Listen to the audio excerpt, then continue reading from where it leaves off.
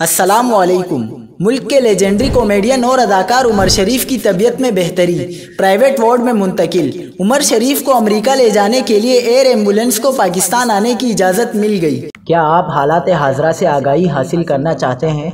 खबर के पीछे छुपे असल हकाइक जानना चाहते हैं तो अभी सब्सक्राइब कीजिए जिलमिल पाकिस्तान को और साथ ही घंटी के निशान पर क्लिक कर दें।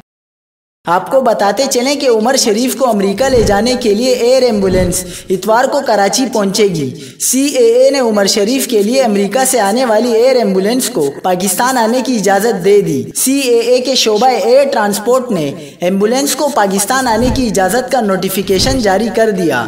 एयर एम्बुलेंस 26 सितंबर की रात 11 बजे कराची एयरपोर्ट लैंड करेगी, जिसमें कप्तान के हमरा 5 अफराद का अमला भी पाकिस्तान आएगा और एयर एम्बुलेंस जर्मनी से कराची पहुंचेगी। मारूफ कॉमेडियन उमर शरीफ की इलाज के लिए पीर की सुबह अकेले अमेरिका रवानगी मुतवक्के है। एम्बुलेंस में सिर्फ उमर शरीफ जा सकेंगे।